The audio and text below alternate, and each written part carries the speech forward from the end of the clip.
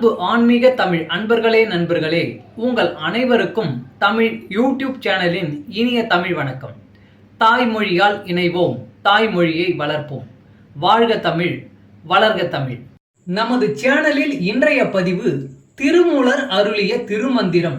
இந்த நூலில் உள்ள ஒவ்வொரு பாடலையும் விளக்கத்துடன் ஒவ்வொன்றாக தினம் ஒரு திருமந்திரம் என்ற தலைப்பில் அளிக்க உள்ளோம்.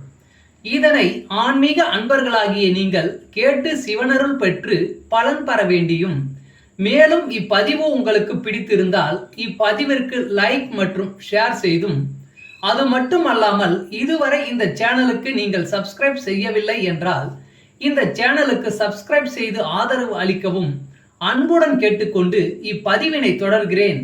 வாருங்கள், தினம் ஒரு திருமந்திரம் அறிவோம்.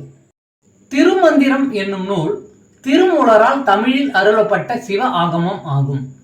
சைவ திருமுறைகளின் வரிசையில் திருமந்திரம் 10வது திருமுறையாக வருகிறது. 9 தந்திரங்களாக வகுக்கப்பட்ட இந்நூல் 3000 பாடல்களை கொண்டது.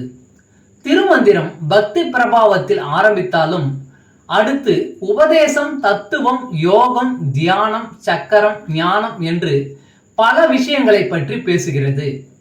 திருமூலர் யோக பயிற்சி தரும் விதம் சுவாரஸ்யமான நடை. அவை வெறும் சூத்திரங்களாக இல்லாமல் படிப்பவர்களுக்கு உற்சாகம் தரும் விதமாக அதன் பலன்களையும் சேர்த்தே சொல்கிறார். தினம் ஒரு திருமந்திரம் பதிவில் இன்றைய திருமந்திரம் 65. ஊழிக்காலம். மாரியும் கோடையும் வார்பனி தூங்க நின்று ஏரியும் நின்றங்கு இழைக்கின்ற காலத்து ஆரிய முந்தமிழும் உடனே சொல்லி காரிகை யாருக்கும் கருணை செய்தானே. மாரியும் கோடையும் வார்பனி தூங்க நின்று ஏரியும் நின்றங்கு இழைக்கின்ற காலத்து ஆரிய முந்தமிழும் உடனே சொல்லி காரிகை யாருக்கு கருணை செய்தானே. பாடலின் விளக்கம். ஊழிக்காலத்தில் மழைக்காலம், கோடைகாலம் எல்லாமே நின்று போய் எங்கும் ஒரே பனிமயமாக இருந்தது. ஏரிகளில் எல்லாம் நீர் ஓடாமல் நின்று விட்டது.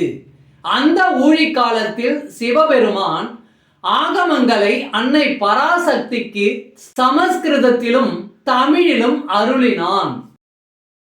தமிழ் அன்பர்களே நண்பர்களே, இன்று தினம் ஒரு திருமந்திரம் என்ற தலைப்பில் திருமூலரின் திருமந்திரம் பாடலை விளக்கத்துடன் தங்களுக்கு அளித்ததில் நான் பெருமை கொள்கிறேன்.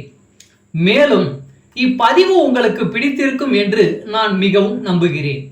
இப்பதிவு ஏதாவது ஒரு வகையில் உங்களுக்கு பயன்பட்டால் அதில் எனக்கு மிக்க மகிழ்ச்சி. வாழ்க வளமுடன். இறை அருள் பெறுவோம், இன்பமாய் வாழ்வோம். சர்வம் சிவமயம். அன்பு ஆன்மீக தமிழ் அன்பர்களே நண்பர்களே, இவ்வீடியோ பதிவினை கேட்டு இன்புற்று ஆதரவு அளித்த அனைத்து தமிழ் உள்ளங்களுக்கும் எங்கள் மனமார்ந்த நன்றி.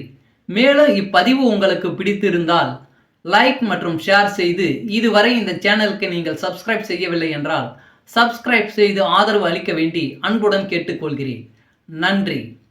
அடுத்த பதிவில் உங்களை விரைவில் சந்திக்கும் வரை உங்களிடமிருந்து விடைபெறுவது தமிழ் யூடியூப் சேனல்.